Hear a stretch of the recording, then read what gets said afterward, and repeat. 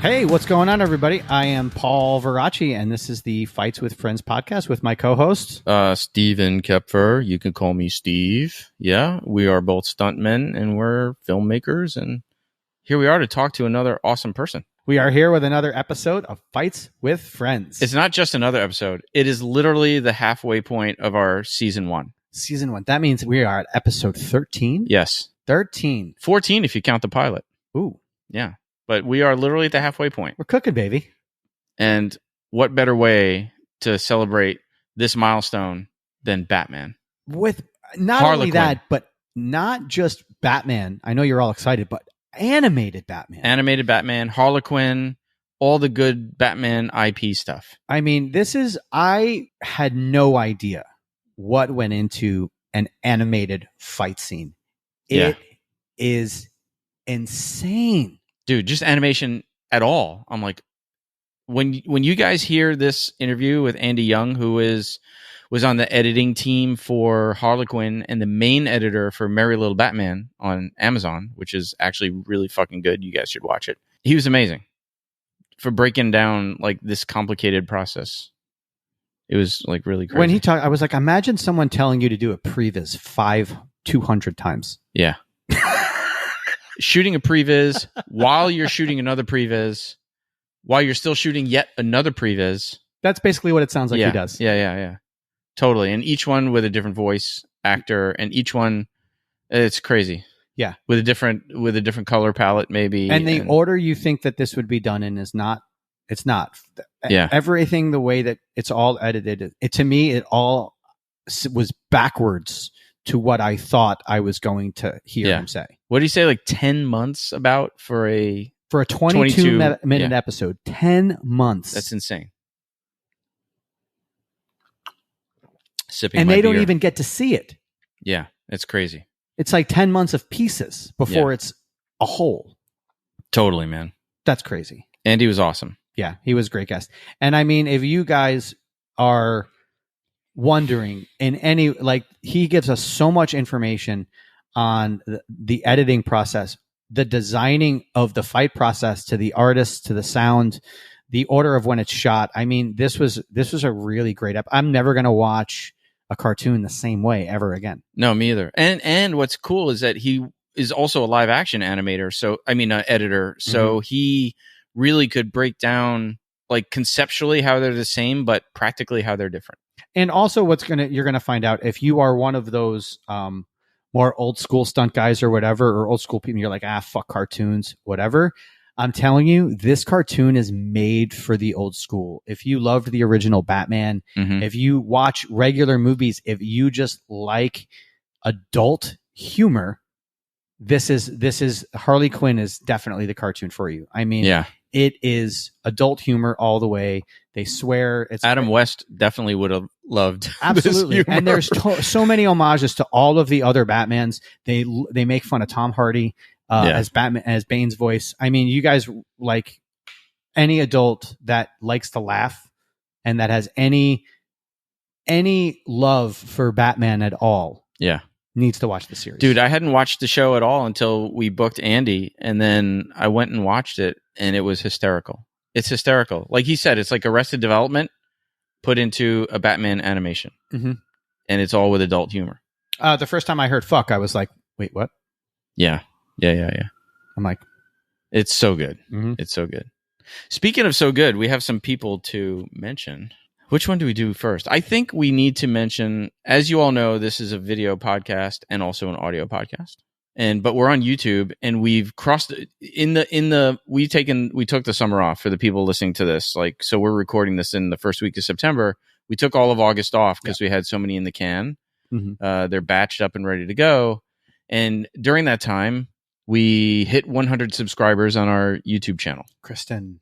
No, Kristen. Not Kristen. It's not Kristen? No. Oh, no. She's our first.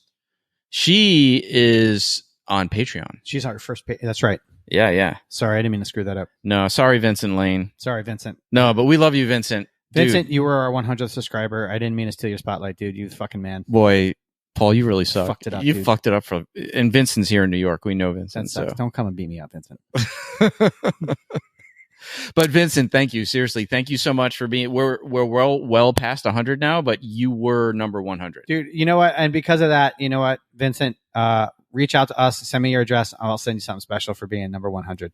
I got a couple extra things in my collection. I'll send you to make you smile, dude. Yeah, for sure. But for the people that subscribe at $20 on Patreon, they also get there's some cool perks there. They get some special stuff, and that is Kristen Murphy, our first $20 Patreon subscriber. She's the best. I love Kristen.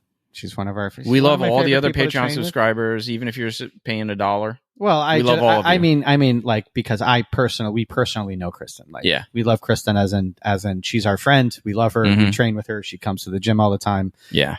You know, I would say she's one of us. Yeah, totally. You know, for sure. Yo, so what did we do this August? We usually start by saying what you've been up to. This August, you know, I haven't been doing too much. I did that interview for my buddy, the I Am Iron Fist, you know, so that was kind of cool. We taught a workshop. We did do a really fun, man. A Breakfall Studios workshop, which we hadn't done in quite a while because it's been just a crazy year. We haven't, and I thought we had a good take. Between the Punches. That's the name of the workshop. Yep. Between the Punches. It was a good workshop. It was a different workshop. I think we worked on different things. It wasn't so much a workshop oriented on showing you cool shit and having you do cool things. I felt like there was a lot more things to take home. Yeah. I mean, so for the listener, we've done many fight choreography, fight skill workshops where we show sambo moves and Krav Maga moves and really train a specific this move. This one was designed for people who had a baseline in fight skills, and we really focused on story development within a fight scene, and it was pretty awesome. We broke it down. We threw a lot of curveballs at them. We made them feel comfortable, and then we brought them out of that comfort zone, and it's cool. So if you're out there and you're in the biz and you want a workshop from us at Breakfall Studios, definitely hit us up. And while you hit us up, you can also ask to be on our mailing list. Our email is fightingwithfriendspod@gmail.com. That's right. Yeah. Fighting, not fight. So fighting with friends. So not only do we have workshops coming up, we have film festivals coming up, dude. Yeah, man. So earlier this year, I sat on a stunt panel at the Art of Movie Making Film Festival, which was its third year. And it's a really unique festival because they focus on the creatives. They don't do best picture, best actor, any of that. They're focusing on all the crafts, right? The best costume design, best set, best animation, Andy, right? Best prop, best stunt performance, lots of other crafts that never get recognized in the main film festivals. And it was a really great startup festival. And so we're jumping on to sponsor the fourth installment of that festival. And what we're going to do is have the winner of the best stunt performance on the show. That's awesome. Yeah. So if you are out there and you are a filmmaker or a stunt performer that was in a film that you want to submit to this festival, you can hit up Film Freeway. The link will be in the show notes. And when do you have to? You have until June 20. Oh no, the festival is June 21st and 22nd next year, 2025. So we'll have the link. If you have something you want to submit. And if you win, you can be here with us. That's right. It's pretty cool. But you know what? What? We're not done. We're not done. Why? We got more things coming. More stuff to talk about? We got more things coming. We have a film screening coming up, dude. Oh, yeah. Our first live event. That's right. That's pretty exciting. Yeah. Dude, Preston Thomas. He's a filmmaker and a grappler and a martial artist. And he did a documentary on martial arts in the film business, like the crossover between martial arts and film, specifically grappling. So all you grapplers out there are going to love this documentary. Yes. And especially if you love the show, because we have a couple people that have been on the show that are in the documentary. The film. Yeah. And it's a really cool film. And so we're doing an advanced screening here in New York on, when are we doing it? On February 8th next year. So all our Patreon subscribers, regardless of what level you're at, you will get a free ticket to come to this. And I think it's going to be exciting. Preston is going to be on the show in a few weeks. So we'll get to hear more in detail about his process making this movie. Because I think he started out making the movie wanting to just do sort of a objective view. Mm-hmm. And as he started talking to people, little of it became more of his own personal journey as a martial artist and filmmaker. Yeah. Yeah. It stopped becoming a objective view, but more is this where I'm headed? How, like kind of like am I looking into the crystal ball type thing? It was really good. So yeah, our first live event, it's going to be here in Brooklyn at Stewart Cinemas.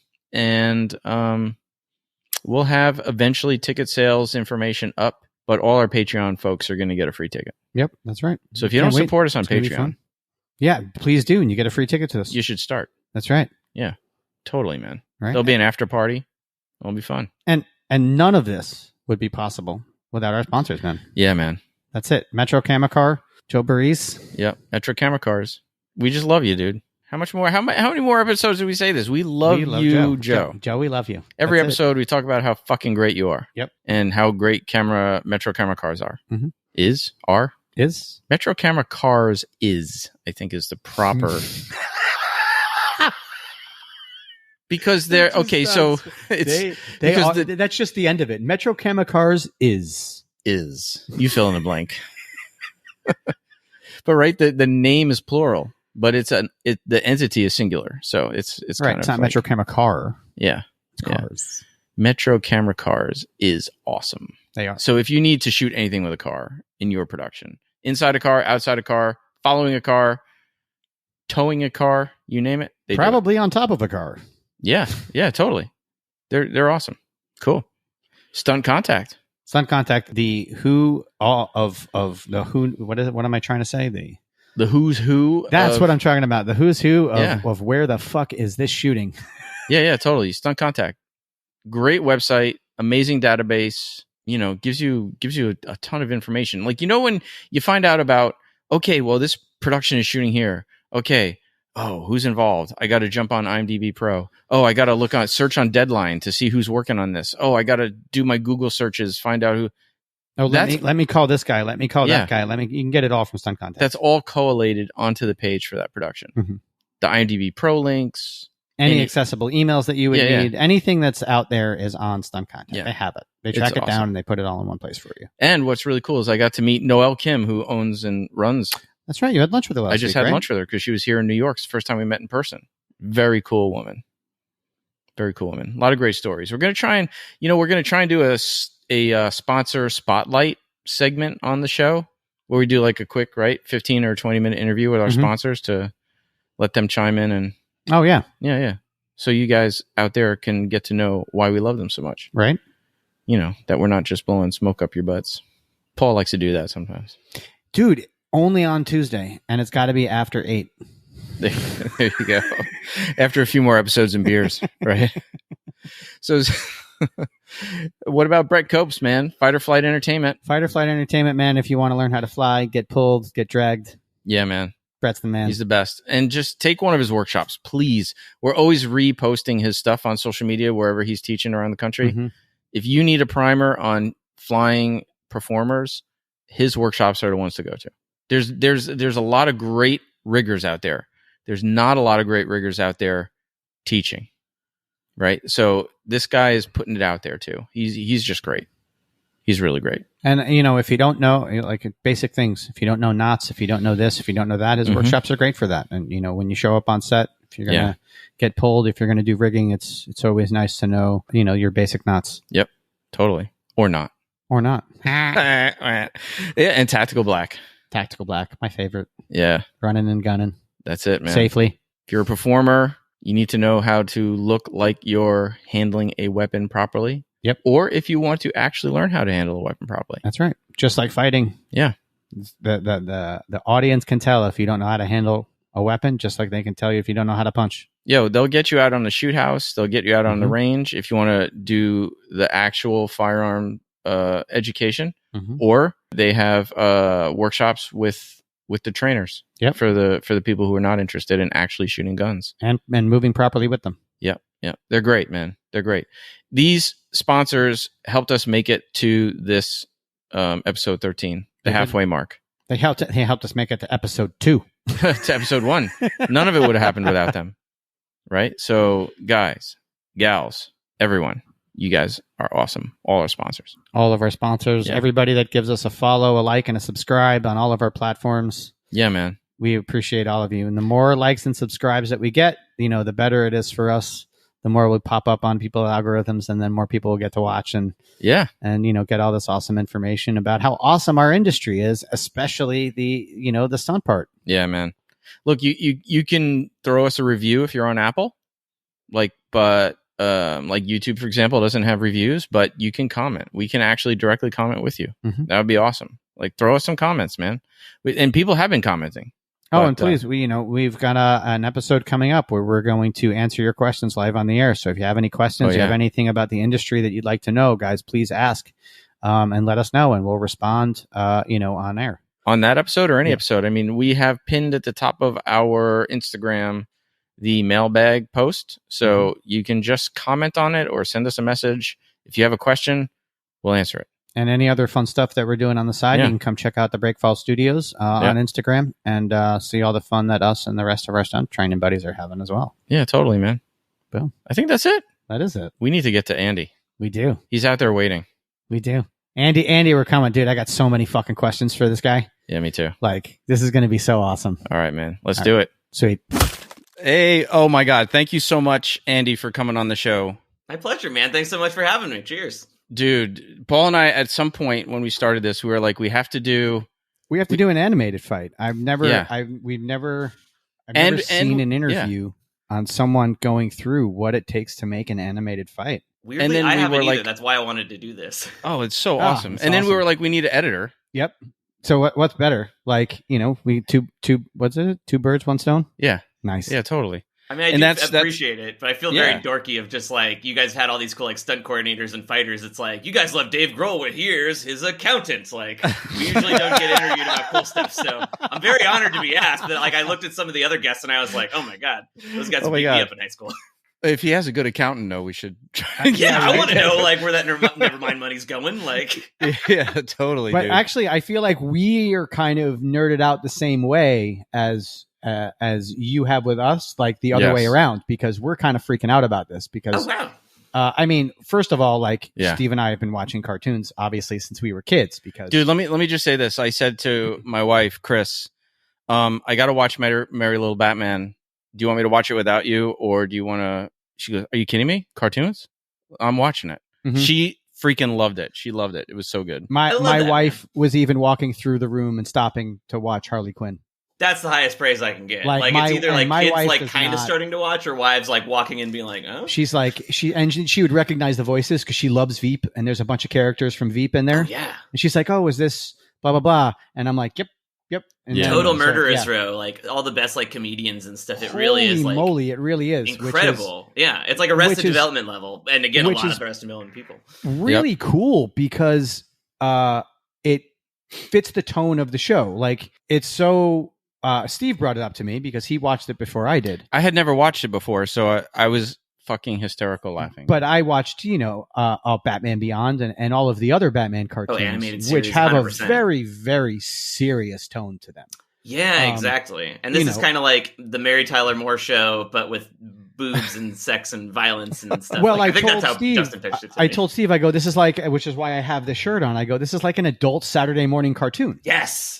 Exactly. I remember I found my buddy Colin, who's also a big Batman fan. He recommended the show to me during COVID, and I was like, I don't know, another superhero show. I'm over it. And then I started watching it, and September 2020 was the perfect time, and it was just the comedy was so sharp and Arrested Development. Mm-hmm. The violence was amazing. The fighting was amazing, and it's funny. I had always wanted to work in animation. I was just a fan, but then 6 months later, it was my big break, and I got on the show. It's still kind of surreal to me that I was I jumped on my couch when that big thing happened in season 2, and then it's I get to do what happens in season 3. It was very surreal. It was such a fun show to work on. I'm adult Saturday morning show. It's a great way to pitch it. So how did that happen? So I mean, it's very cool to be a fan of something and get to work on it. How did that happen? How did you get the gig? Yeah, well, so I moved to LA in 2016, and I had been doing a lot of And you were from New Orleans? Oh, so I'm from New Orleans, but then Yeah. I grew up in Houston, specifically Sugarland, Texas. Went to wow. film school in Austin, and then made my way out here. So that was the 1, 2, 3, 4 move. And then like I was doing like I always branded myself a comedy editor. Like I just wanted to work in comedy, and like I was a big fan of animation. I didn't see there was a path to it though. Like I always assumed it was that catch-22. Like you have to have made animation to do animation. So I did a lot of live action. Shout out to Just Shoot It Boys from Your Hat. Like I did a ton of shit with them. Just a sidebar. Just Yeah. Shoot It podcast, who we love, gave us a plug when we started our podcast. That's how I found you guys. Yeah, and that's how you found it. You started following us, and then I found out you Matt Enlow's film that he produced. You edited that film. Yep, that's exactly what I was gonna say, because that was my first, ironically, another Christmas movie. But that was so 2020 was really weird, obviously, right? Like I had like booked my first like TV show as an editor, but then it fell through because of COVID. And then I booked my first feature, and me and Matt's wife Chrissy were ready to just edit in person. That obviously didn't happen. They wrapped. Our wrap party was literally a week before everything shut down. So I basically spent 2020 just editing an indie film for no money, doing little scrappy things here and there. But something weird happened around that time. Animation was really booming, and all of a sudden I was getting not offers, but interviews for shows like Big Mouth, Solar Opposites, Tuca Birdie, like things that were like adult animated, like comedy shows, because they weren't looking for animated editors because they were weirdly all booked, but they were looking for comedy editors. And so in January, my mentor Neil, rest in peace, sadly passed away, and I spent a week on Zooms, like crying with other editors and stuff, and one of whom, Al Levine, was like, Andy, I'm going to get you a TV show. Like, God is my witness. You're ready. Neil was going to get you one. I'm going to get you one. And, you know, we're all grieving. And I was like, that's really nice of you. We'll see what happens. Literally 4 days later, I get a call from the head of Warner Brothers Post that's like, hey, you were highly recommended by Al and this guy, James. I usually wouldn't consider you, but they really recommended you. Would you be interested in interviewing for the show called the Harley Quinn animated series? And I was freaking out. Like, I was like, this is my favorite show. Like, of course, like, I'll do it. So I did like 3 interviews, and I kept thinking like, okay, this is the one where they're going to let me go. I don't have the experience, or I'm too like weird as a fan or whatever. And I was, as far as I know, the first person hired onto season 3. So you truly never know where your big break is going to come from. And I had never cut a fight scene before. This show was my first time, but it was, I don't know. It was a great experience. And it was the kind of thing of just like, I was a fan like you guys. Like I grew up watching cartoons, and it's always in my editing whenever I am doing something I've never done before. I'm like, okay, well, I've watched this a lot, so I just need to do kind of my version of like imagining my mind's eye. My brother and I are sitting on the couch Saturday morning. What does this look like? Maybe not for Harley, because that's a little adult, but it is like, that's kind of the mind's eye thing of like, how does a fight scene look in my head, and then trying to translate that to animation. So that's kind of the TLDR of how I booked Harley. To bring it back, just to say, you mentioned you were a comedy editor. Yes. Right. Okay. So what is a comedy editor? Yeah. And what other kinds of editors are there involved with this whole process? That's a great question. So when I called myself, I don't know if like comedy editor is like a title per se, but like when I moved to LA, I knew like the Just Shoot It guys. I knew a couple other people here and there, and I knew I wanted to work in comedy, but like putting like Andy Young editor on the resume on the website wasn't getting me anywhere. So I was like, well, I only want to cut comedy. If I just like change my head of my resume from editor to comedy editor, I'm going to lose a lot of jobs, but I'm also going to gain more than I probably wouldn't have. And that's exactly what happened, because I pigeonholed myself.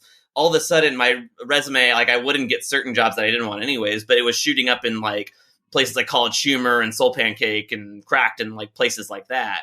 So I kind of like just by default called myself that. And then as for other people that work on it, it's really a small department, even for a show as big as Harley. Like Warner Brothers has a weird thing where we didn't have assistant editors. So it really was the whole post team was me and my co-editor, Dave Quarter, who did animatics with me. And then Charles Briner, really talented editor, came back and replaced me on Harley when I had to go do Merry Little Batman. So it's really like the post team actually is very small, even on like a studio project, even on like the TV show I'm doing right now. It's like me, a co-editor, and a associate editor, which is basically an assistant editor, but they can also help build like sound effects and boards and stuff. So it's a really small group. Even when I was doing like comedy stuff, like usually like when I would do stuff for Matt and Oren, it like is just me. So I was very used to being able to like be versatile and working fast and stuff like that. That's cool, man. So like with this, but so just, you know, having done my homework a little bit, I watched your class, and then even with the and we'll link that to the show notes, by the way. That was Yeah, it was for LacPug, the Adobe thing, right? Yeah, the Adobe thing. It was really awesome. Thanks. But so there's so many layers of that has to, there's the storyboard layer, then like animatics, and then color, and then this, and then still, even with the small crew that you have, are you recycling those roles, or do you have assigned roles? Oh, interesting. Kind of. I think I see what you're saying. It's like, yeah, so basically, like, I'll take you through, like, the run of, like, Merry Little Batman's a good example. Just, like, from script to screen, as it were. For animated movies, I think I say this in the thing, but it's like, when you think of live action, it's like you write something, you shoot something, you edit something. It's very linear. Animation, right. It's cyclical. It's like writing and filming or animating are happening around you constantly, and you're kind of like the nucleus hub of the project. So basically, I would get storyboards from a board artist after they pitched it to the director, and then I would cut that together with like temporary voices, usually me or my producer, temporary sound effects, temporary music to kind of best sell a scene. And then we would they would rewrite it constantly. And then we would eventually land like a year later at like the final boards. We send that off to our animators, and then they would start to send us. I thought like when I was in animation, it's like, oh, you send the boards and then you just get brand spanking finished animation. Not how it works. You get like a rough pass. It's like, oh, the characters are kind of cleaned up. You get like the rough animation, which is like, okay, this is like the movements they're going to be doing. You get like the cleanup, the special effects that are in there, the flat color pass before lighting, and then you get your final one. And all of those have various stages. So even I think in that class, I showed like a very simple shot of like the cat running. And that had like 13 versions over 2 years before we got the finished shot. And that's a very simple shot. Right. Not like an animated fight is a perfect example of something like where there's like so many versions and so much restaging and so many different like ways of cutting something. Like when people ask me like, why does animation take like 3 to 5 years? A lot of it is all of these processes take a certain amount of time, but it's also like when you juxtapose images together, which is our job as an editor, sometimes this doesn't fit next to that and you have to like open things back up. Or, one of my favorite things, even when I've cut live action fighting, is like, I'm sure you guys have done this too, where it's like, if you have like a punch going across, you cut out like a frame of it and then it like looks faster, or using certain sound effects or like speeding little things up here and there. So it's like, even when you're getting finished animation, you're still chopping it up and like making things faster or slower, or repeating things, or stealing a mouth pose to put on here. It's like there's a lot of amalgamizing that happens throughout. And yeah, you do kind of wear a lot of hats. Like I'm a sounding board for the producer and director as they're reworking a scene. I'm a script supervisor when we're getting animation in, and like Damien doesn't have enough teeth there.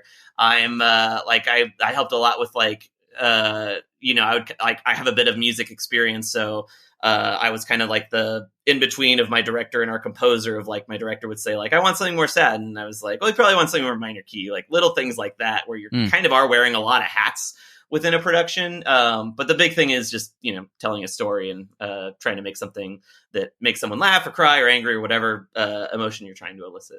That's cool. So this is a random question. Like I'm an old school guy, when it comes to animation and cartoons and stuff. So when I have a picture in my brain of what you do, I have this old school picture of like, yeah, like the 3 layers of the thing or whatever. So what does it look like now? Because before, you guys kind of all used to be next to each other and used to like hand it off, right? Yeah, that's a great question. So how does the whole process work now? Yeah, I mean, I can't speak for... You can just send it. You can be in fucking Guam on the beach. Oh, yeah, absolutely. Which, tragically, I mean, there is a lot of outsourcing and stuff like that anyways. But it is like, honestly, animation editing looks a lot like what you guys probably did for, like, your Troy thing or stuff like that. Like, we edit in Premiere, and it's very, like, you have your visual timeline up top of, like... and I have, like, a track that's all the storyboards, and then I have a track for each of the new versions of animation we're getting. And then my audio is just, it's like anybody else. I just separate it in chunks. Like, here's my dialogue, here's my music, here's my sound effects. And then the stuff we're getting on Merry Little Batman, I believe the animators were using a mix of Harmony and After Effects. So they would send me like just a QuickTime file of like, here's this one shot. Like the way we would work back and forth is like, when we locked the animatic of the movie, I exported like every single individual shot of the film. Like it cuts to Damien, this is an export. It cuts to the cat, this is an export. It cuts to a Batman, this is an export. It's like whatever there is, like thousands of shots, I export each individual one. And we give that to the animators, and they're also receiving all the stuff that the rest of the crew did. They're getting the storyboards, the character designs, the background paintings, the color script, the asset list, like all of the things that we give them of like, here's the blue, like the job of an animatic editor really is like, all of this is temporary. It's all going to be washed away. Here is the blueprint for everybody else to do their job. So we give that to animation, and then they start to give it back to us in each like individual piece. And they usually don't do it in one. They might do it on the show we're doing now, but on the movie they didn't, because it's like, there's little things that can happen when we get like a new pass of something where it's like, oh, you guys missed this thing we had in the storyboards, or, oh, we actually thought he was going to turn this way, not this way.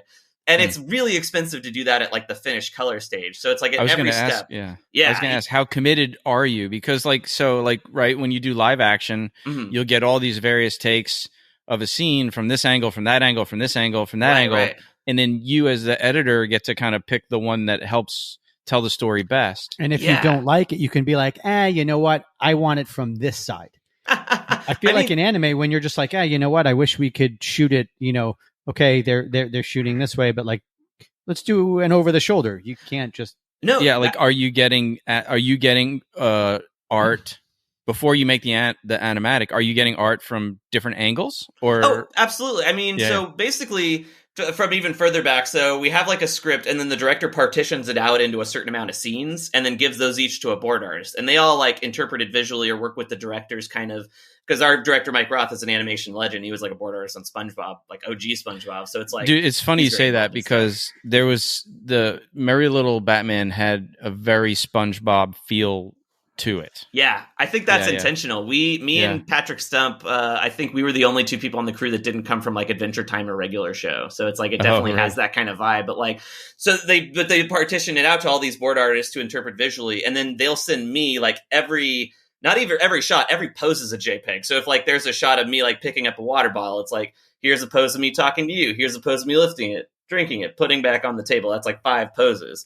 So it's like, I'll get all the key poses, and then it's up to me to kind of decide, well, am I like slowly bringing it up, or am I doing a quick gulp and putting it away? Fight scenes are exactly the same. So it's like, I get all of this raw data, and then I choose the timing of these minute things, and then me and the director work together to kind of build that out. And as we do that, sometimes there are things where Mike's just like, I really feel like we should be seeing this in a wide, or I think this should be more dramatic. Can we like try it from like an overhead angle or something like that? And usually him or our creative producer Drace, or even like another board artist, they're in the Zoom, or they're in my edit bay with like a Cintiq, which like you draw on and stuff, and they're able to be like, got it, yeah, let's try this. Or we can send a revisionist and be like, oh, we want Batman to like squint, and it'll like look cooler, and they're like, got it, we can just mock that up. So we did that for like a year, where it's like, we're still like nitpicking and trying different things. In fact, depending if you show like a Merry Little Batman thing I sent you, the penguin fight is a great example of this, because like that went through so many revisions. Like first it happened in a cave, then it happened in a sewer, then it happened in a truck, and then it's like, the motivation was this. And it's like, so all of these scenes, it's like they're boarded and boarded and boarded and boarded and boarded. And we have that luxury, which you don't in live action, right? But there is a similar thing where when I've worked in live action, I think DPs hate me, because I'm always like, I know it took a long time to set up this shot, but it doesn't work, so we're not going to use it. Sorry. Animation's kind of the same. In fact, I remember actually my first pitch on Harley, Brandon, one of the really talented storyboard artists, we were actually doing like the Harley plastique scene, and he had board, it was like twice as long, and I think like the producer or director mentioned like, oh, I think we'll lose this and this, and it was kind of a throwaway line, but he said something of like, yeah, when I board stuff, I kind of assume half of it's going to get cut. And I think that's probably kind of similar for like you guys in a way, where it's like, like even on set, it's like, it depends on which pieces work. The thing with live action is like, yeah, you can really like choose where stuff goes. Animation is kind of the same, but it's like the board artist is kind of dictating where shots happen. Sometimes I'll move stuff around, or I'm like, oh, this is a really cool shot, I want to use this as a reaction shot over here. But I'd say like weirdly in animation, I have more control over like the audio edit than the video edit. Like I do definitely decide of like when I'm watching down a scene, and Mike and I are both like cinephiles, so it's a lot of times it gets to very heady conversations of like, why would we cut to a zoom in on this? It's not that important. Or why I think we should have like Alfred like listening here for a second before he talks. So it's like, we'll have a lot of those like heady discussions, and then he'll give me his blessing to like, okay, I'll steal this shot, bring it over here, and then like we'll tell them to close the mouth or something. So there's a lot of different ways it can happen. It's similar to live action in a way. It's like there's more and less creative freedom than live action in a lot of ways, if that makes sense. I mean, and you came in on season 3, so like we were talking to Doc Duhame, who was the stunt coordinator for Ray Donovan. Nice. And he came in later in the season, and we were talking about, so there was already an established tone for that show, Mm-hmm. and he had to kind of match it, right? So you came into Harlequin on season 3. That's right. So how does that affect your work as the editor? They've already established for 2 seasons, this is what this show looks like. It's exactly like what you said, man. Because it was like I had, and it really was a blessing because like Chuck and James Atkinson and Annie DeBrock. I mean, there's been so many good editors on Harley, but they had already kind of done the groundwork of like establishing a tone. They even had kind of like a PDF that I was given on my first day of like, this is kind of like the vibe and the pacing. This is how we like to organize our assets. This is like our music library. That was actually a big thing because I really do like, I put a lot of pride into like my temp music passes. I wish we could, I mean, Patrick obviously crushed it on Merry Little Batman, but like Mike and I spent like a year making this like temp music track that no one will hear from Merry Little Batman. I'm so proud of it. But like a blessing on Harley Quinn is like, I'm a fan. So I'm like, oh, I already know what the love theme for Harley and Ivy is. I'll use that here. I know what like the fight music is for this type of fight. I'm going to use that here. I already know. And then like, the composer will come in and then he'll like, sometimes he'll use those bits or he'll like change things up. Like if you watch Harley, there's obviously a lot of like percussive, like drum kind of stuff, especially in the fights where it goes like,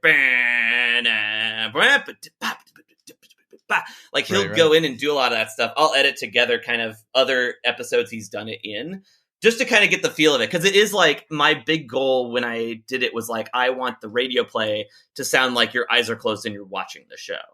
And so it really was a thing of like, I had already seen the show. I watched it one more time before I started season 3, but it was kind of a thing of like, you don't want editing to generally feel noticeable. You want it to kind of like blend into the next thing. So my goal really was like somebody who's like binge watching season 2 rolls right into season 3 and they don't feel a difference. It feels like the show as a whole, like you want it to have like the style and fun and rhythm. I think the big thing with Harley is like, it's a machine gun of jokes. So it's like, it's so fast. Everyone's like cutting each other off. So it's like that was, and again, like comedy is my bread and butter. That was the thing I was ready to do for Harley. It was like doing the fight scenes with like these iconic characters I was a little more nervous about, but like, it's exactly like your buddy on Ray Donovan says. It's like you do your homework and then it's like, you want to exist in this thing as opposed to now where I'm on this like totally new show. And I did the pilot and we really are building it from scratch, which is for sure a lot harder. Like those other great editors did a lot of the heavy lifting for me when starting season 3 of Harley. That's cool. Yeah, I feel like kind of if you watch the fights and you close your eyes, you could almost be watching the original Batman series from '64. Oh my God. That's kind of how it That's so nice of you to say. That's really cool. To me how they were trying to, it was definitely a modern version of it, but I felt like they were trying to keep that tone of that when you mentioned the drums, to me, like the Batman series, to me, there wasn't a lot of music that you could remember in the scores, but you remember like the da, da, da, and then and in between was the, exactly. And it's very percussive, right? When there's like a hit or something. That kept the pace of the fight for you. Absolutely. Because they were more dancing through it. But there's a choreography to it, and it's like it really is driven by sound effects. That's really nice of you to say, because I think that's what's true about. It's funny because it's like I see a lot of people complain on the internet of Batman of just like, oh, this is too kidsy, this is too cutesy. Like we got a lot of it for our flick, and I was like, Adam West like carried a giant bomb in a movie. Like, what do you mean it's too cutesy? It's like this was the origins of the Dark Knight. Like, I think my favorite is Bane making fun of Tom Hardy's voice. Yeah. Oh my God, that's like one of my favorite things on the show. It's so funny. I love it. It works so well. He crushes it. Yeah. Yeah. And really, then, really good. And then in Merry Little Batman, it's like Arnold as Mr. Freeze. That's exactly what we were going for. And that was really my favorite thing in Merry Little Batman is like, we were all huge Batman fans on it. And there's so many eras of Batman that we tried to play homage to. I think the most popular one is like the nipple Batman suit and stuff like that. I'm a big fan of like the Arkham game. I don't think I've ever said this publicly. I'll give you guys like a scoop because I'm not sure how many people have caught this. So if you watch Merry Little Batman, there's a scene where Damien like hits a Christmas tree, falls down, and he's sliding on the ice. And there's like a random extra in there that goes like, it's a freaking bat.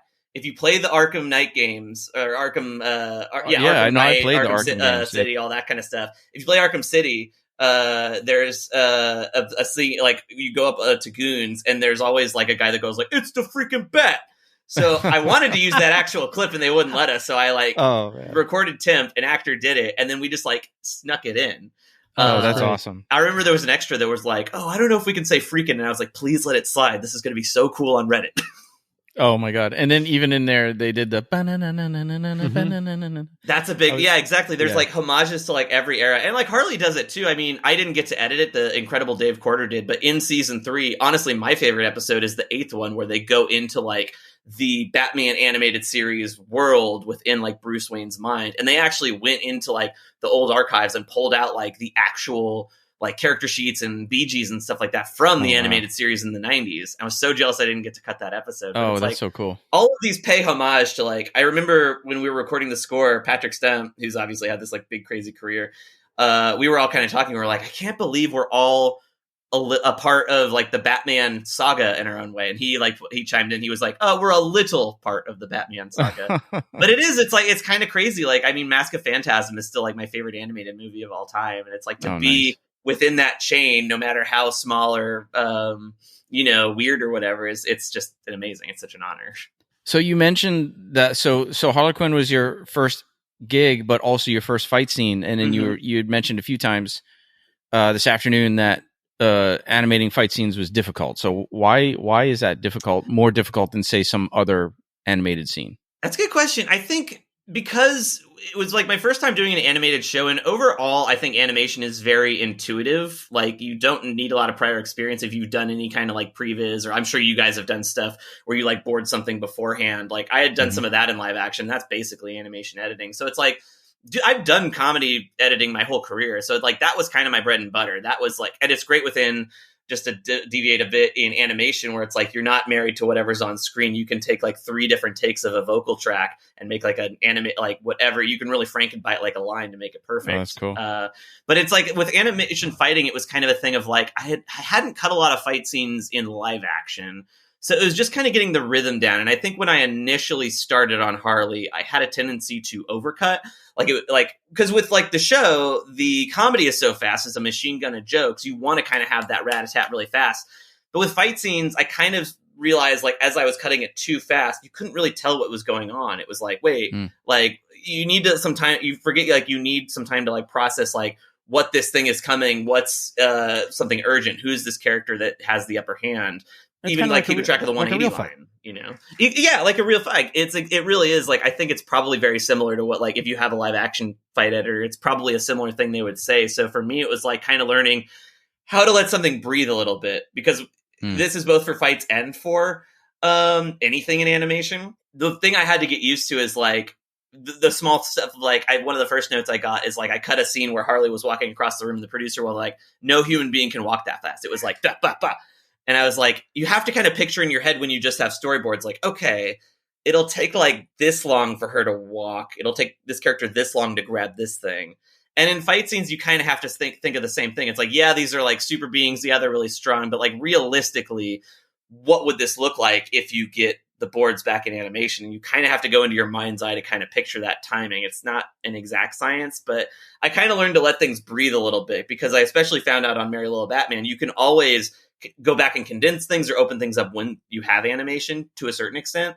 So it was always better to like have more than I needed. So and especially like now when I watch fight scenes, I'm not so into like, apologies if anyone listening worked on these movies, like the Bourne kind of thing where it's like a cut every like half a second and my brain's a fried egg. I like more like those old Jackie Chan movies, like Police Story and like, I don't know, like Rumble in the Bronx and shit, where it's like, it actually kind of all plays in the wide, or it's like when they're cutting, they're cutting for a reason.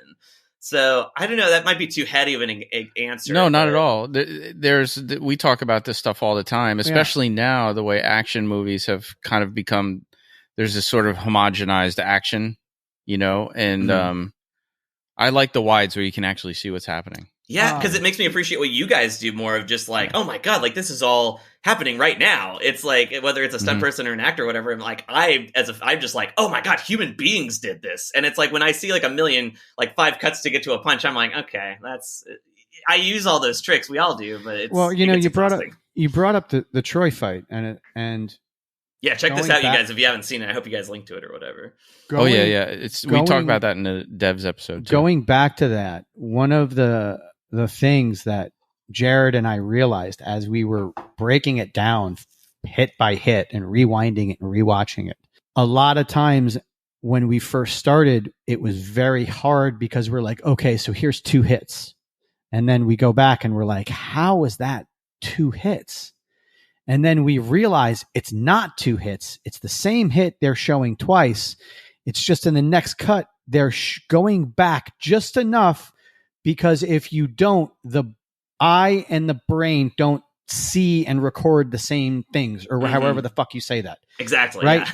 So if you don't go back further enough to show the start of it, even though you just want to show the impact in the next cut, it's going to be a weird edit. And what the eye is only going to see is the end of the reaction and not the impact. 100%. It's all space and perspective. And we started realizing that we're like, is that a 2 hits, or is that just the editor having to go back to smooth the transition of the, zooming out to zooming in for the shot. Right. And there were so many times where it's like, okay, it's not 2 hits. It's just what the editor had to do so the eye would follow the transition of the fight and not get lost and been like, wait, like when you, when you jump sentences. Oh, right. And this is kind of like the fillers. Or like when you're walking down steps and you think there's another step, but there's not another step. And you're like, Yes. Well, I imagine you also had a thing, if you're like watching it frame by frame, which actually sounds, if you guys ever teach a class, you should, like, everyone should be forced to do that. Because we, as editors, we learn to do that in school, and it's so important. But like, I'll bet you had a thing where it's like you watch through it frame by frame and you're like, oh, there's like a sound effect here, but there's nothing quite hitting or whatever. It's like the amount of work you can do. Because I think I mentioned that up top of like, it really does help to have like a full sound effects pass. Something interesting about animation, and I don't know if this is like an editor to editor or whatever, but I've met some editors that are under the practice of like, oh, you don't spend a lot of time with like sound effects editing or music editing. It's all going to get taken out. And they're not wrong, but it's like, even, especially me, Matt, and Oren are like big proponents of this. It's like, what sells comedy, what sells action, what sells horror, it's not even so much what's on screen. It's what you're hearing. It's the sound effects. It's the music. It's the things that really do dictate pace. And it's so important to get that right in the rough cut stage or in the animation stage, because, or in the animatic stage, I should say, because the more you're doing that there, the less you have to like explain to executives like, this will work. And the better I think like a lot of your stuff comes out, because you've already tried to dictate a pace rather than like having a poor sound designer like try to do it to your kind of sloppy editing later. It's so important to like really like over sound design something. It's all going to get taken out, but it's all blueprints so that your sound designer knows, okay, they want a gunshot here, but I'm going to make a better gunshot here. Right. Well, you're selling your product. You have, and it's important. But like when you were in school for editing, this is actually a good segue back to your background, but like what we experienced doing the Troy fight and other shot for shots that we tried is re-engineer, like kind of reverse engineering a fight, like seeing the final cut and then trying to figure out like, okay, well, this take, we're all from the same shot. And then that take, and that take are all from the same shot. Because we're trying to figure out how are we going to shoot this? Okay, well, these parts seem like they were from the same thing. Oh, yeah. That's really clever. I didn't even think you guys would have to do that. It's like you're not just getting each like shot piecemeal. Because I imagine, did you guys have to like storyboard it to like kind of get it? Or? We dropped it into the timeline, and every time they cut, we spliced it, and then we're like, okay, so there's 128 cuts in this 2-minute and 11-second fight. Yeah, it was so many. Like, so then we were trying to figure out which ones came from the same shots, which ones were inserts, which ones were specials, which ones were this, which ones were that, and then. And you want to get it in the same angle while you're there, so you're trying to figure out where the coverage was. That's really interesting. I've never heard of a reverse thing of having to do that. That's really clever. It's really complicated. And then, like you said, and then the sounds, and then trying to figure out, like, because we wanted to match it to the exact soundtrack without fucking with it. Which was really cool to see, because I was curious, like, as you guys were watching it, if you were like, oh, I wish I had more of a beat here, or I'm not sure I would have put that reaction shot here. 100%. There were things about it that we didn't like, but we were just trying to do it exactly, warts and all, the way they did it. And Jared and I, when we rehearsed the whole thing, we really did just break the fight down to like 8 parts at first. And like, if you watch it, it's beautiful. It's very beat oriented. And we didn't really realize it, but we were rehearsing it to those beats as well. Right. Even when we were doing it slow, you start off at like, at like a 4-1 time measure, and then you go up to like a 4-4, and you increase. But when that increases, and as you're watching it, that's why it was able to match the sound so much. Right. Oh, I didn't even think of that, because you guys do that as well. It's like, it's really interesting to hear you guys have to do the reverse of what you usually do for work, of like, you do kind of the slow kind of like version, and then you like speed it up, get it to actual time. And then that's the thing that you do on the day. But even like for like what they did in Troy, I'm sure they shot a bunch of stuff in the fight that's not in the movie. And I'm sure. that, like, a lot of that probably may not have even been in order. It's like that they really did like change things. So that's a fascinating exercise to do it like the reverse. Cause like I remember in school, after Jared spoke to him, I think it took them 4 weeks to shoot that fight. Wow. Yeah, Jared knows the guy who the sword master who worked on Troy. Nice. And he talked to him about it. I mean, we did it in 8 hours.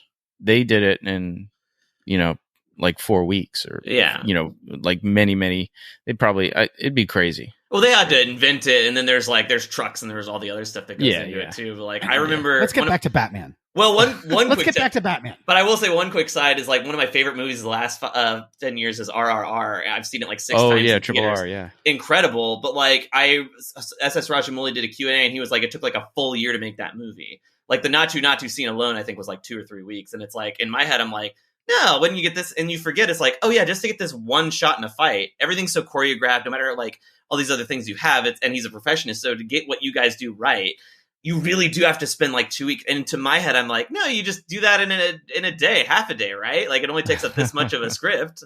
And it's like, no, that's where all of your bread and butter goes. That's where you use it. And sadly, many filmmakers still think that, I mean, they're notorious for leaving the stunt stuff to the end of the day or doing it after lunch or whatever. And I'm like, we'll just pick it up. Yeah. Yeah. I'm like, no, thank you. What was that movie with Jake Gyllenhaal? Ambulance? Yeah. Oh yeah. Right? Ambulance. Yeah. There was a drone shot in that, right? Where he brought in this drone racer, right? Like literally that's how we found the guy. He was like drone racing on YouTube or whatever. And he brought this guy in and they were jumping a car, blowing up behind it. And the drone was going underneath it for the shot. Whoa. I kind of remember that shot. Yeah. That must have taken so much timing, so much planning, so many weeks of getting ready. Oh yeah. To actually do that I remember interviewing. It's crazy. I used to work at precision that goes into doing that stuff. Sorry, there was a bit of a delay. I didn't mean to interrupt. No. You were saying you remember. Well, I was just going to say, I used to write for Movie Maker magazine when I was in film school, and I did a little afterward just to go to free movies and shit. But like, I interviewed Edgar Wright about Baby Driver, and he said like that opening car, like the whole opening of that. I watched that fucking last night, dude. It's so good. It took like 3 weeks to like choreograph and do all these things, but there was still like, there's something really fascinating about this, actually, with that movie is like, there's a bit, I haven't watched it in a while, but there's a bit in like the Flea, like it's whatever Chase Flea's involved in when he leaves in the car scene. There's a moment where like, this is a Halloween mask. Yeah, exactly. But there's a moment in that, the big thing of Baby Driver, it's all so like tethered to music, right? But there was a moment where like they added something or they made something longer. So what they did is they added a bit where Ansel like rewinds on the iPod to make it sync up. Oh, yeah. And that was something found in edit. And I thought that was fascinating because that's the kind of thing where it's like, even I'm sure on set they had like the song split up into all these fucking chunks to get this one moment, but still things are going to happen. You're going to discover something's cool. And then it's like, you still find tricks to like music edit something to make it longer. I'm sure that happens all the time in like fight scenes. We know, Paul Williams, our friend Noah doubled Paul Williams in that big the butcher scene, shot. Our buddy Noah did the flatback. Yeah, wow. But he said they didn't choreograph. It's so weird. Like a lot of that happened in post because he said they were just blasting that song while they were shooting, and nobody really knew why. They did their scene. They did what they were, told to do and whatnot, and did their thing. And then it was after he saw the movie, he was like, "Oh my god." Wow, that totally makes sense. Because even like the reloads and stuff are synced to the song. So I figured it's like they have this one little section of the song and they're just doing that part over. That's fascinating to hear that it's like it's more. I kind of feel like when they filmed Deadpool, the first one, and they did the final scene and there was that all that slow motion. I'm like, he had this song in his fucking head before he did this. Oh yeah, even the new one, it seemed like there were a bunch of I'm those. like, this music was in his head before, because you know me. Every time we're going to write something or we do something, I'm like, hey, dude, here's music I have while I'm thinking about all this. Needle and I'm drop. like, here it is. Totally. I was like, this is what I thought about while I was coming up with this and whatever. That's what's great about being an editor, because sometimes you have that in your head and then it becomes the actual song in the movie. Oh, that's so awesome. That's like my dream. Oh, it's the best. I got like the Vandal. I can't wait. I was a big fan of the Vandals when I was in high school, and there's a scene in Merry Little Batman where it's like Damien's home alone and he's just doing fun shit. And like we kept trying all these different like Christmas songs. Like we even did like a Jackson 5 song at some point. And then I was like, like every punk band from the 80s has like a Christmas album. Bad Religion has one, NoFX has one, the Vandals have one. And so I brought in a bunch of them to the edit bay to like try it with Mike. And then I can't remember if he latched onto it or if I pitched it to him, but we landed on their cover Oi to the World. And it just worked so well. And it's like, but he has the best credit of, he found the Lil Jon song that's like the motorcycle chase in that movie. Oh, right. And that was another one. We tried like 9, 10 fucking songs. I had like all these ones that I wanted to do that didn't work. And it was just us going on YouTube of like, what's a Christmas song no one's used in a movie yet? And A Fairy Tale from New York. that's a good one. I don't think I've seen that one in a movie before. Dude, it was so good. And you brought up Home Alone.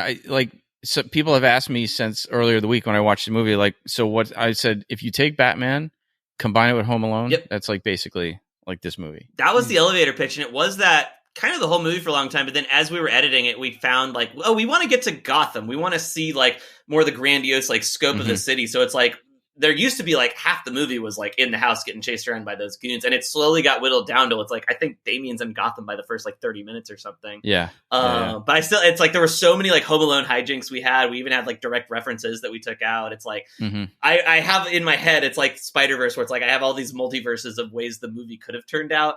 I'm like 95% happy with the one that everybody saw, but it is like there every once in a while there's a little thing of like, oh, this bit was so funny. I wish we had kept that, So you mentioned, let's dial it. Let's go rewind a little bit. You mentioned you used to write for Movie Maker magazine, which I did know because I read an interview with you. Oh, right on. Yeah. And so what was the process? What took you down this path? Oh, interesting. So, from New Orleans and then just to get into movie making. I was always, I can't remember a time in my life where I wasn't making something. Like I have all of my early memories are like forcing my brother to act out scenes from Brave Little Toaster or making my own comics or writing songs or whatever. So it's like and a lot of people in my mom's side of the family are musicians. So I just assumed, oh, I'm a musician. And I have like a very hard work ethic. So I spent like 4 years in high school training to get into the Berklee College of Music, and I got in. Wow. But even after that, I was like, as opposed to having a harder work ethic and spending 5 years in high school. Or 4 years. 4 years. Sorry. 4 years. I graduated at a normal time. 50% in my class, baby. Weird slip. 5 years in college, which is still not great. But I spent 4 years of high school trying to get into the Berklee, and I got in. But around that time, I started making movies with my friends, and I had this epiphany of like, oh, this is every art form. I'm making comic books to make storyboards. I'm directing the actors to get stuff. I'm making music. I'm making editing choices. And so then in college, I thought like, oh, well, I'm going to be a writer-director because that's what everybody does in film school. But I took like an editing class with Chris Roldan, and I realized like, oh. So hold on, who's that? Yeah. Oh, he's an editor. He's worked a lot with like Terry Gilliam. He's a really talented guy. I actually just saw him recently, but he teaches editing at the University of Texas at Austin. Oh, cool. My alma mater, Hook 'em Horns. And Terry Gilliam. Oh my God. Oh no, not Terry Gilliam. Sorry, I'm making a lot of slips. Terry Malick, which is even harder and crazier. Yeah. I was gonna say Terry Gilliam. No. So he's worked a lot with Terry Malick. He's done a ton of stuff with great filmmakers in Austin, and he's a great editor. But I took a class with him. And I actually remember he was a great, speaking of the hard ass thing, because like I always tell this story about him where on the first day there were like 40 kids in the class, and he was like, look to your left, look to your right. Only one of these people is going to pass this class. It's probably not you. Of that number, only half of those people are going to go to Hollywood. Of that number, only half of them are going to make it in the industry. So if you're before you give up now, sure enough, the next class comes around. There's like 12 people left in the class, and he's like, all right, those people were never going to make it. Let's get to work. He's right, though. He's right. Though. And that was like, he became my favorite teacher. When we first started. It's exactly. And it's like so much of film school, there is sadly a lot of like, because it is a very privileged thing to get to go to like a school like that. I'm very blessed that my parents let me go to film school, but it is like, I was like, if I'm getting this shot, I'm going to fucking use it. So I tried like every class just to see, and like, I didn't love being on set, but I loved editing because that was the thing where it's like, the real storytelling happened. And no matter what script I wrote, no matter how I directed on set, I always found the most creative control I had was in the edit. Specifically when it came, like I'm not a performer, but I love comedy. And I specifically found when I was editing, I could really dictate the time and get like that cadence and rhythm right. Like you can see from me talking, I'm terrible at talking in person because I flub and I make mistakes and I think the opposite, dude. Yeah, not to throw you like a lot of praise, but I told Paul before we got on the air, like, because I watched your class this morning on the train on the way in, and I said, this is going to be awesome because that guy knows how to fucking teach. Well, I will say that was very edited. I even like asked, like, can I edit that, please, so I can cut out all my shit. But it is the thing. That's where editing can really dictate timing and pacing and stuff. So when I got out of film school, I was like, I think I'm going to try just being an editor. Like everyone else was trying to do the writer-director thing, and I kind of had an epiphany of I was always writing so I could direct something, and I was always directing so I could edit something. And I was like, I'm just going to fucking chase the thing I really love doing. So that's kind of the TLDR of how I went from my humble beginnings of bossing my brother around in New Orleans to making movies. So you didn't enjoy being on set, but so maybe you have experience with this or not, but editing during, it sounds like with animation, that's what's happening, but in live action, right? Like on television, they'll be editing as they're shooting. Oh yeah, for sure. And then others, it's like, wait till everything's done and we're going to just... I think it's usually the former. I think it's usually Sons of Anarchy. They were filming season 3 and airing season 3. Oh, no, I know that, but I'm talking about like I'm just even saying like that's insane. Oh, it's insane. Yeah. Like turnaround. My friends work on Abbott Elementary, and it's like sometimes I'll pop by, or like in season 2, I think, because Pat was. I love that show, by the way. Oh, it's great. Well, because my boss on Harley, Pat Schumacher, who created that, he's an EP on Abbott, so I got to do like a little he gave me a little tour around. And I got to visit the edit bay. And I saw them working on an episode, and like 3 weeks later, it was on air. And I was like, that's insane. Like, they're shooting at this one, and they're editing this one while this one is airing. It's like that for pretty much everything I've done. Though I personally don't like being on set. One, it's really hot. And I actually do have, I've been involved in one stunt in my career. I'll circle back to that story. But like, I don't like being on set because it kind of colors it when you watch like people put something together, because then you watch them set up the shot, you watch the actors prepare, you watch all the stuff that goes into it, and then it kind of colors it a little bit when you, whether you want it to or not, when you go back to the edit of like, well, they worked really hard to get this shot, or like, oh, I see what the director was going for this. And it's like, I prefer to be as like cold as possible. Like I did for See You Next Christmas, Matt and Chrissy's movie. I did come to be like an extra, but also to just like kind of help out for kind of a complicated scene, make sure we didn't cross the line and stuff. Right. Besides that, I saw you were in the credits. Yeah, I pop up in there. The editor got to have a couple close-ups. I actually on set, I was like, if you want to for sure be in the movie, crowd around me in this shot because it's gonna get in. And I was right. But it was like a thing of like, I don't like being on set because it just kind of colors like how you work as an editor. And for me, I like to be as like removed as possible. I want to be. And I tell directors all the time, I'm like, don't edit your own stuff. You think you want to, but you don't. Because think about it. You've been in pre-production this whole time.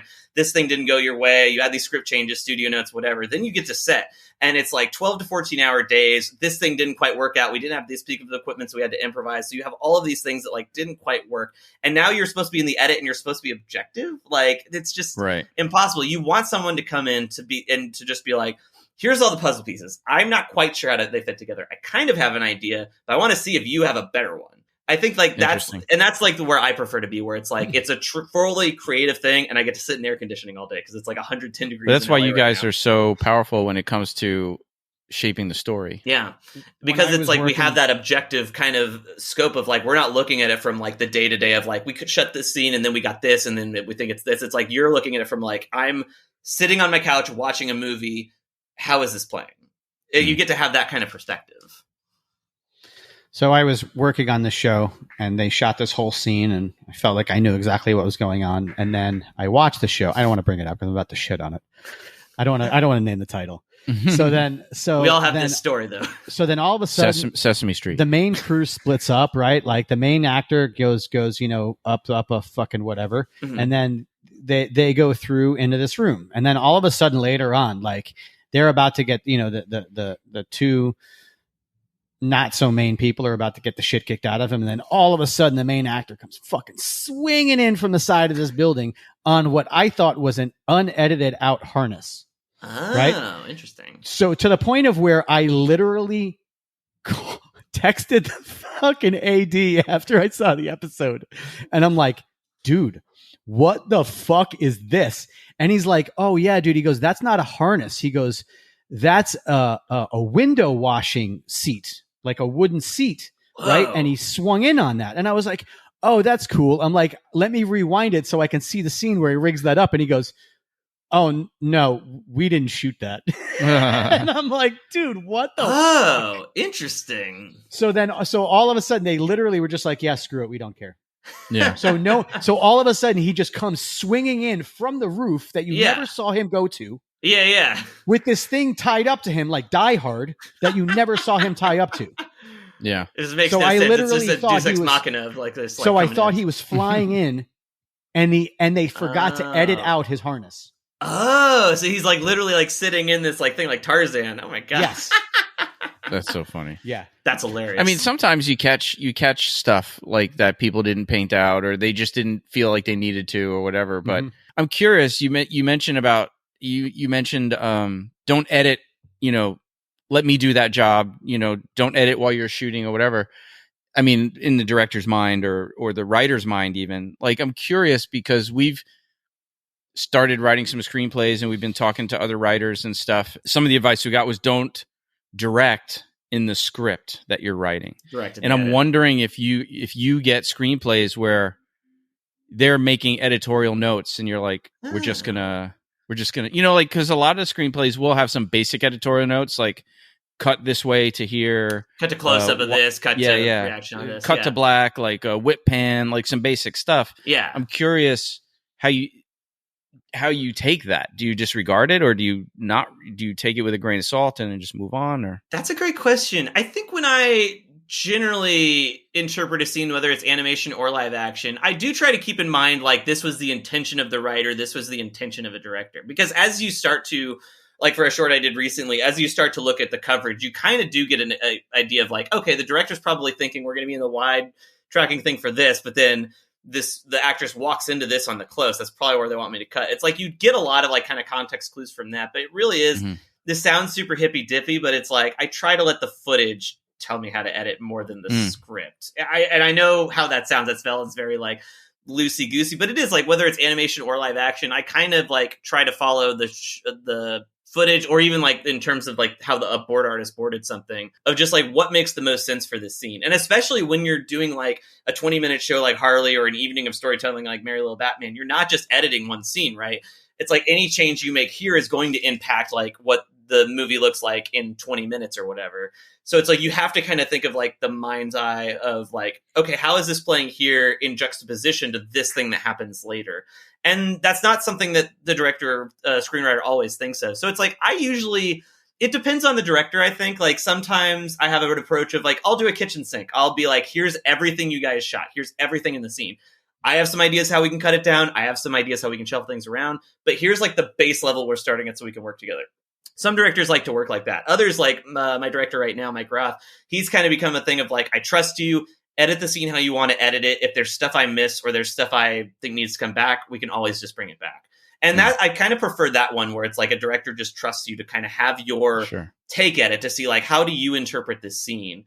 And it's like the best directors I've worked with are the kind of people who hire people smarter than them and better than them at something. And Mike's really good at that. So it's like, it's the kind of thing where it's like, he can look at something and be like, this isn't quite what I had in my head, but this works.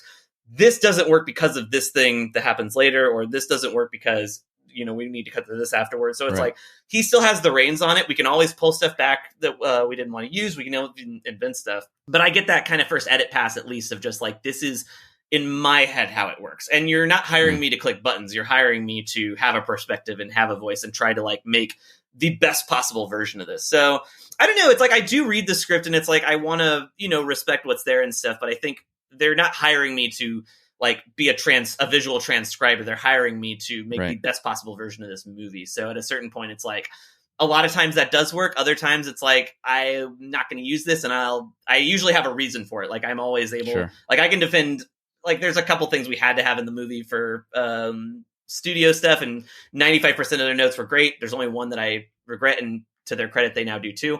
But it's like, I can point to any cut in that movie and be like, this is why we cut to this at this time. This is why we cut to this thing. This is why we have this scene here and this scene here. It's like, I can defend all of those choices because I had that fight a million times. And the writer doesn't always, or the director doesn't always. There's a point where I know the footage better than either of those people. So you do have to consider that. But again, it's not an Andy Young movie. It's a director's name here movie. Or in TV, it's a writer's name here episode. So it's like, I always respect that for sure. On the shows, as opposed, are you cross-boarding? Are you doing them all in order? Are you doing episodes out of order? That's a great question. It kind of shifts around. It depends. Like the way it worked on Harley was like I had the odd number episodes, and then Dave Corder had the even number episodes. But there were a couple most series times work that way with ADs and directors. They switch off. Exactly, and it's the kind of thing. It makes sense for animation or television in general, because it's like 1 week the director can be working with this editor while this editor is building this episode, and then you basically go right into prep. Exactly. Right when you're off one episode, you start prepping your next. But let's say you have all the even numbers. Are you only working at one at a time? No, it's like, that's the thing. It's like, it really does start to stack up. Yeah, no, for sure. Like, in fact, on the show I'm working on now, we're starting to go into what's called post. So we've been in pre-production or production where it's like, we're just doing animatic. Post is when like animation starts coming in. So we're at a place now where I'm editing 10 and a 10 episode order of this show. And I've edited 8 animatics, I think, out of 10. And I'm kind of doing different things. Like, well, this one's locking, this one's getting studio notes while this one is getting built. But now it's like, so I'm editing like 3 or 4 episodes at once, I think, where it's like, I'm doing the studio nights here. I'm like starting to lock this one here. We're shipping this one here. We're starting to get animation this one here. We're building this one from scratch. It's like, as you start going through a show, and a movie's a similar way, like on Merry Little Batman, it would be a thing of like, as we're finishing this scene, we're just getting boards from this scene. And it's like, I'm juggling that, or it's like, I'll have a day where I'm working with Mike, and then it's like, I'm just doing that. So it does kind of jump around. But then to go back to like the numbering thing, sometimes, I'm sure this happens in live action too, but like the production order will get shifted. So it's like, for example, in Harley, I edited episode 4, even though that's an even numbered episode, because they moved like that in episode 5, like the order around for some reason of like, we have these actors ready, or we have these assets ready. Or whatever. You shoot the 5 and the 4 block because it's just everybody's ready. Exactly. And it's like in animation, like for example, on the show I'm on right now, it's split into 3 teams of board artists. So it's like, while this team of board artists is like prepping this pitch, this one is doing revisions while this one is doing from scratch, whatever. So it's like, it's all like at every step, not just for editors, everyone is kind of staggered out that way. And it makes sense. It kind of keeps like the factory moving, and it keeps from having like kind of like a buildup of like, oh, we're like stuck on this episode, you know? Now, when it comes to, when you edit and then when you finish it and it's ready to go out, right now, you guys, we're talking about all of this editing, and now it almost feels like that the director doesn't really give a fuck what he puts out, because he's like, I'll just edit another version and put out the director's cut.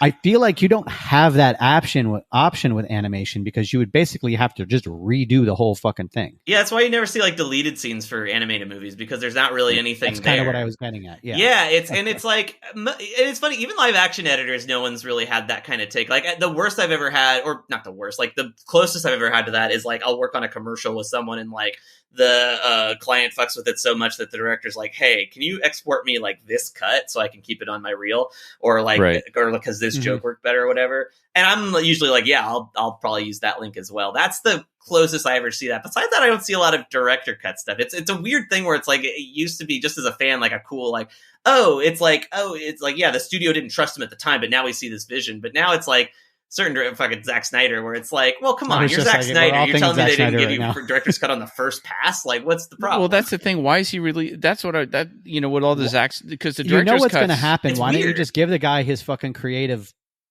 space and just let him make the director's cut for his first vision? Well, and that's what's so weird to me of like, even this last one he did, like Justice League, I kind of get, because there was other stuff tied in that, but like with this newest thing of like Rebel Moon, they should have just given him the 7 hours. You're hiring Zack Snyder to be Zack Snyder, you know? And it's in 2 parts anyway. I mean, and it was so much, I'm not going to say that it made it good. Yeah. No, but the director's cuts were better. So much better. Sure. So much better. I have no doubt they are. And that's what the weird thing is to me. I feel like it's part of the marketing ploy at this point of like, oh yeah, like here's how Netflix screwed up, but here's the real one. It's like, well, why didn't you just put out the real one? I don't know. Like, I don't know how fight scenes where I'm like, there's 6 people tied up and you don't see any of them. And then all of a sudden they're free. And I was like, this is so chopped to shit. Oh, I know.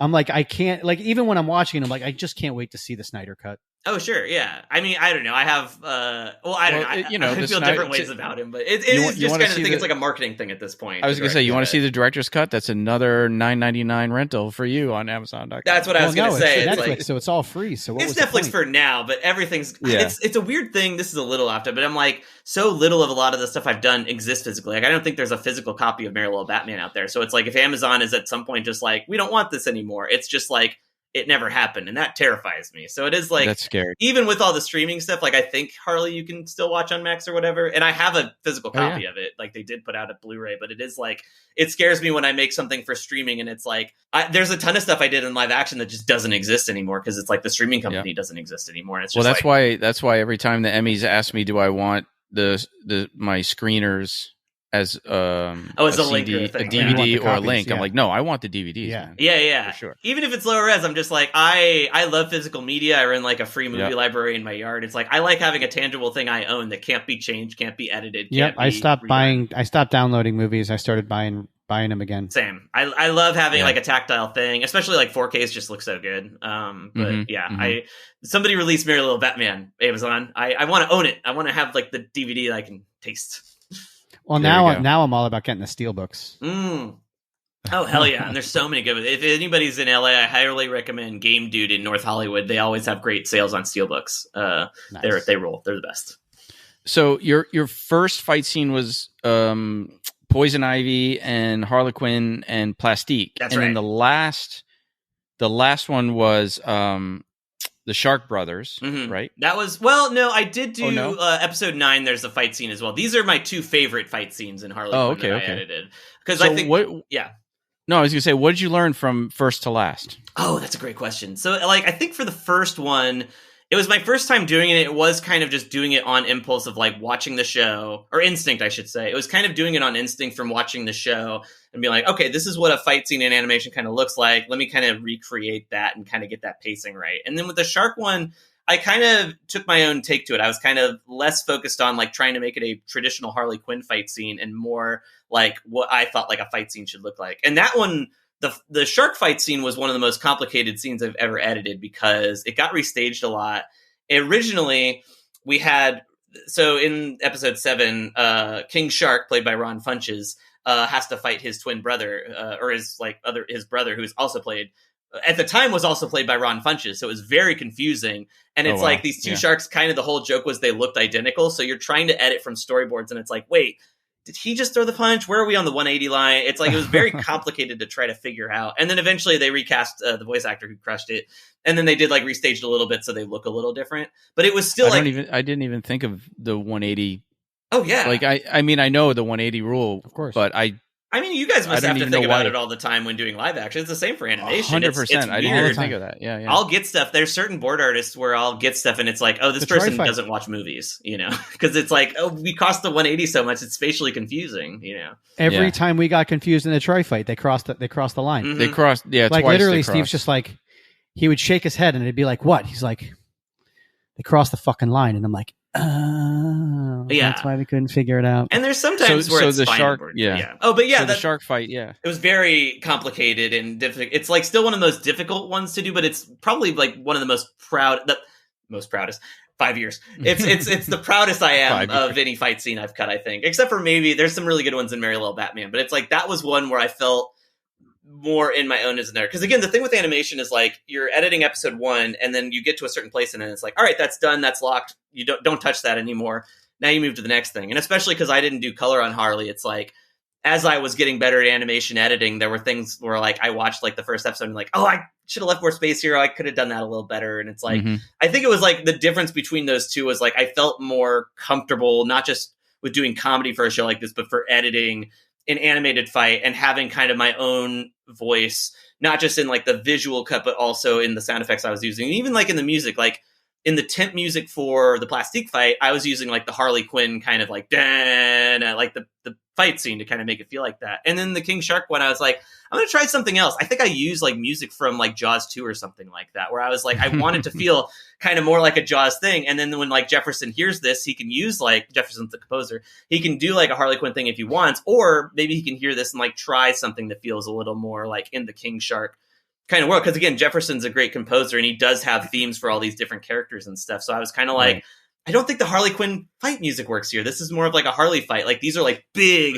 sharks like fighting each other. It should feel a little more like deep horn epic. So it's like I kind of felt a little more comfortable on the shark fight to take some of my own like ideas to bring into it that weren't quite within just making it look like the Harley Quinn animated series. And I think it's still fits into that thing, but it was kind of more like having like a bit more of an authorial stamp on something as an editor with like the shark fight scene. When you're designing, when the fight's being designed, who comes up with the moves? You know what I mean? Like, what kind of a background do they have? You know, sometimes, obviously you see some of these amazing anime and you're like, okay, this guy's got a fight background. This guy just did a rolling Eminari, slipped a fucking jab, threw a hook.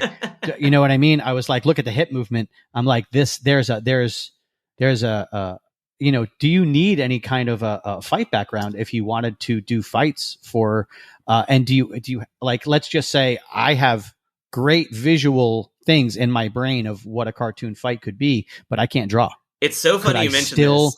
Design a fight for a cartoon. It's just so funny to me that you say this, because so my director Mike Roth, who's the showrunner on my current show and directed Merry Little Batman, he has a wrestling background. He was like a wrestler in high school. He's from Pennsylvania. Like, he wrestled at Foxcatcher, so it's like he has like this like really long experience. So he actually did, like, he would tell me like, hey, I snuck in like this move here for like, I forget which one. It might have been like the penguin fight or something, but he would like sneak in like these wrestling moves. So I think it's like every board artist does. It's like every director. It's like they do bring in experience that they have. And I know, at least from like just being in the room peripherally while Mike and Drace were hiring board artists for the current show I'm working on, they would be like, oh, this person's really good at comedy scenes. This person's really good at dramatic scenes. This person's really good at fight scenes.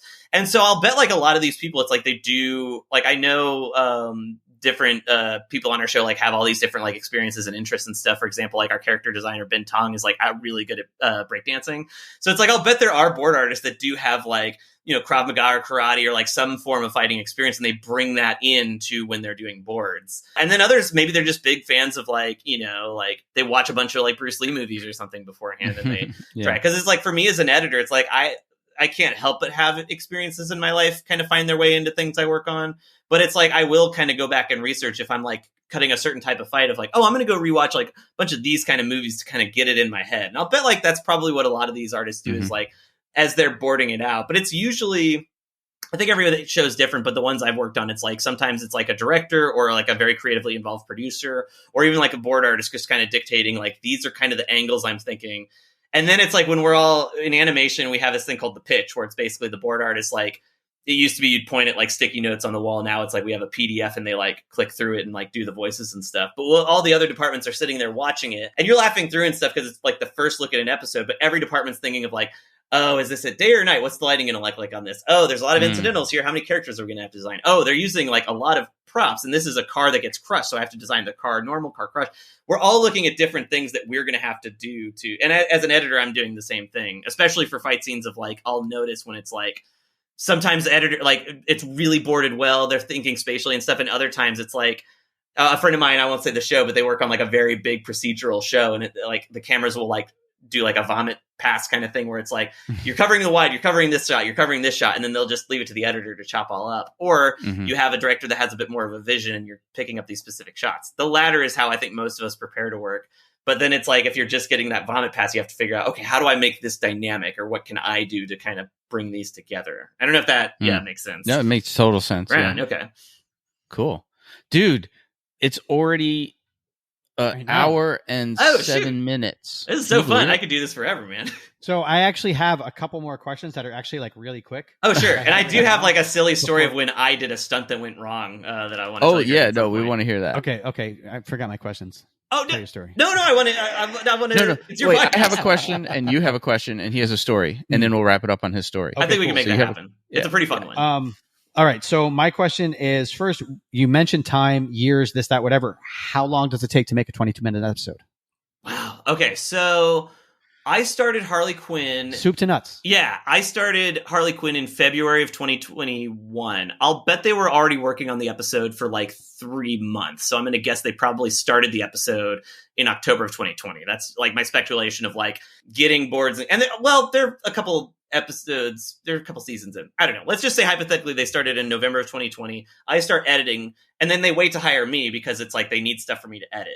So that's like 3 months right there. And then I think we locked episode 1. I'm going to guess like in May.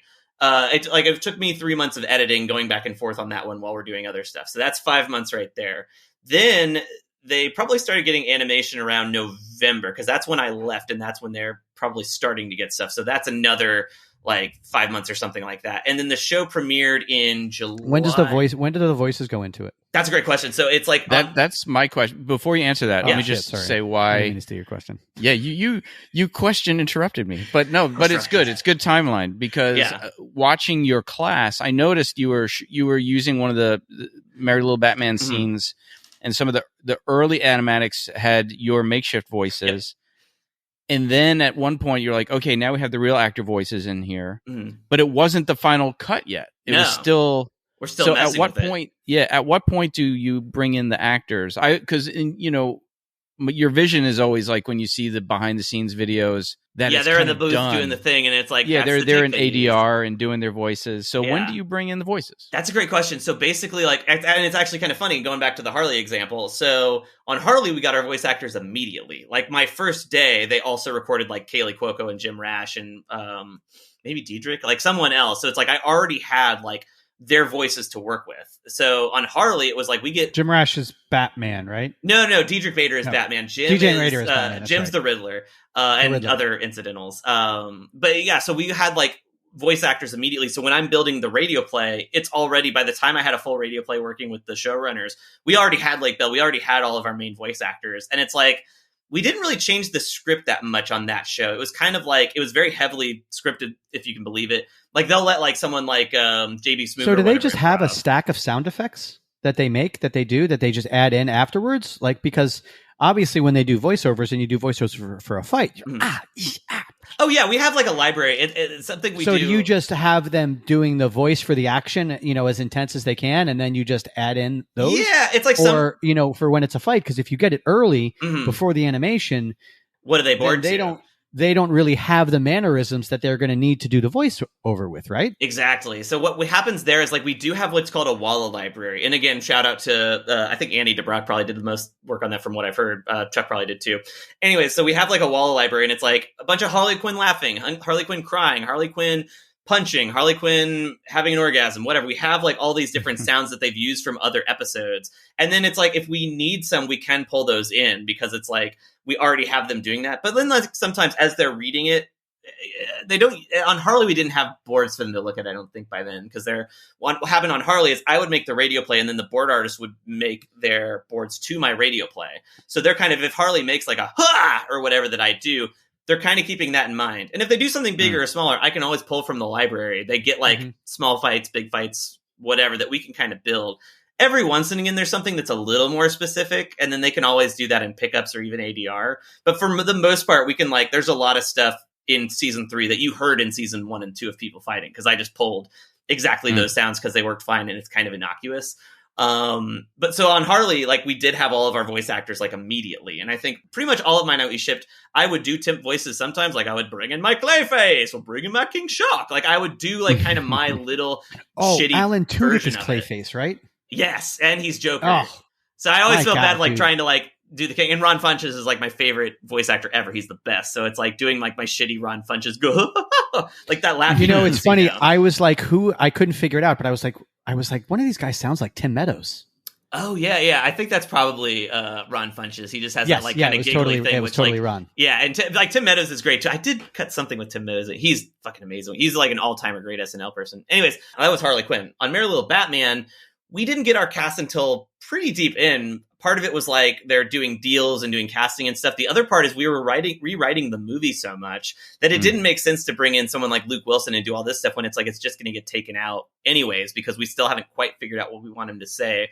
So we did have Jonas, who's our little Batman, and like he would kind of do a lot of stuff. And then it's like some stuff we would keep, other stuff it's like, oh, this line got changed, or he was like 6 or 7 at the time. So as he got older and his voice would change, we would have to re-record lines. It's really on the show, it's starting to change too. But it is the kind of thing that you have to like watch that kind of stuff. So it's like every show I've done has been different. Where like on Harley Quinn, we got stuff immediately. Merry Little Batman, we didn't get stuff till way late in the game. The show I'm doing now, Bat Family, it's a little more in tandem, but like most episodes I do the temp voices for all of the characters. And then like we'll slowly start to get in like all the other characters and stuff like that and replace them.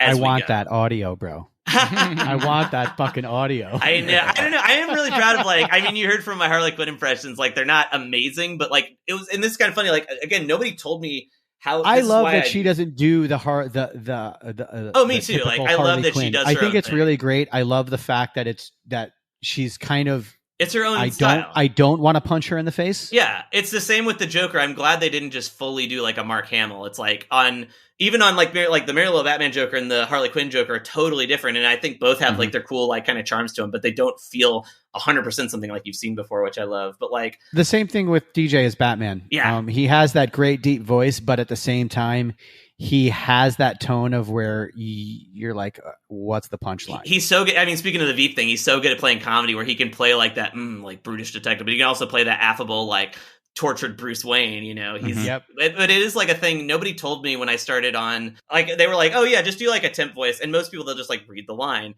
but I was like, oh, like we want to sell the cut. It always goes back to selling the cut. So I would do like my own shitty impression of a character, and they would be like even Pat told me later, he was like, yeah, this kind of reinvigorated the show for me that you were like so passionate about, that you were like trying to really sell of like doing your own Poison Ivy impression or whatever. And it's like, it's not great. Now let's talk about you doing your own stunt. Oh, yeah, right. Yes. So in 2013, I was an intern at this company called Rafe Smith Entertainment in Austin, and they were doing a big football sports comedy movie. At the time, it was called Intramural. It's since tragically been relabeled Balls Out, but it's amazing. We had like everybody before they were famous. Kate McKinnon before she was big. Beck Bennett got SNL at our rap party. Like, it's an incredible cast. I doubled Beck Bennett, by the way, on SNL once. Oh, no shit. I doubled DC Pearson in this movie. Beck's amazing. He's so cool. But so we're doing this football movie, and on the last day, we're picking up the again, they save fight scenes or action scenes for the last day. We're picking up these kind of like montage at the middle of the movie where it's like right before the big game. It's like both teams like taking out all these people. And so me and two of the other interns, shout out Larry Matavina and Nathaniel Halu, they roped us into being like an opposing team for the heroes, where they have to like push us out of the way and like we're trying to get the ball and stuff. So it's one of the last things we shot for the movie. I'm trying to get the ball from Jake Lacey, who's famous now. And then at a certain point, Gabe Luna, who's also famous now, is supposed to kind of like push me out of the way. It's not quite in the movie you see, but on like the fourth or fifth take, there was a scene where like I'm like trying to get the ball from Jake, and either I was too early or too late, or he was too early or too late. But as I'm coming up, Gabe Luna like gets me in the gut, like strong arms me, and I just like it's one of the few times in my life literally the wind was knocked out of me. I went and they were like, and he was like, he's so nice, he was like, Andy, are you okay? And I was like, yeah, I'm totally good, dude, that's awesome. But we gave me a lot of respect for what you guys do, because it is like with editing, timing is everything, and it gave me a lot of respect of like I was just an intern pulled into this thing trying to do. And to their credit, most of the movie has like this really talented football coordinator, really talented stunts creator. Everything was done to the level. This was like a last minute thing where it was like, throw the interns in there, coming it'll up be fine. To a future episode, actually, when you talk about that, we're going to have a guest coming on. We're going to talk about actually what goes into coordinating football. I love that because it's fascinating. I shot BTS. We're going to have the unit production manager from the Aaron Hernandez story on, and we're going to talk about what goes into coordinating all those football scenes. Oh, I love that. That's so cool, because it's like I shot BTS for like the whole movie, and it's like I was there when they were doing football training and like setting up the rigs and like the pullback thing and stuff. And even for an indie movie, it was so impressive. But this was just like a last minute pick up this shot thing, and it was just like, it really gave me a lot of respect for a stunt performer of like the timing. It really is a delicate dance that has to go through it. And anytime I see Gabe, it's just so cool to see like how much he's like his star has risen and stuff. But I always remember like you beat me up first before you beat up Arnold Schwarzenegger. You beat up. That's so cool, man. Yo, this episode was awesome. This was so fun. Thank you guys so much for having me. It's such a delight. It was totally great. I'm already like, we got to have him back. Yeah, anytime, man. I love talking about fight scenes and shit. Yeah. Season 2 on whatever you're working on at that time. Yeah, wherever fine podcasts are sold. I've got a lot of good fight scenes in this upcoming show I'm doing, so there'll be more cool animated stuff to show, and I'm excited to keep listening, man. It's just this is so fun. And where can people follow you, man? I'm on all apps and devices as Andy Young Film, ANDYYOUNGFILM. You can find me on Twitter, you can find me on Instagram, Letterboxd I'm big on, and my website is andyyoungfilm.com for all my editing good stuff. And watch Harley on Max, watch Mary Lou Batman on Amazon Prime, and watch the show I'm working on right now also on Amazon Prime eventually. Awesome, man. Thank you so much. Thanks, guys. Fights with Friends is brought to you by Breakfall Studios and Press Record Studios.